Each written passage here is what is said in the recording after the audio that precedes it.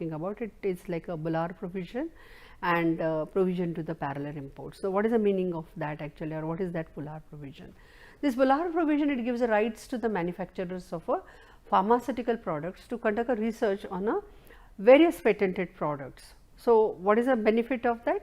So that the products can be brought to the market for a welfare of a general public, but this research can only come into the effect after the expiry of a patent product. So, what happens that whenever there is a 20 years is the life of a patent. So, after that 20 years, what will happen?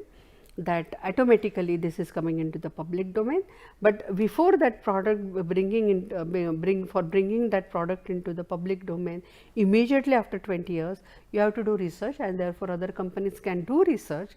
They can have their own procedures and processes set for a production of that particular product, but that product will enter into market only after the expiry of that particular patent in that particular jurisdiction. That is very important, that particular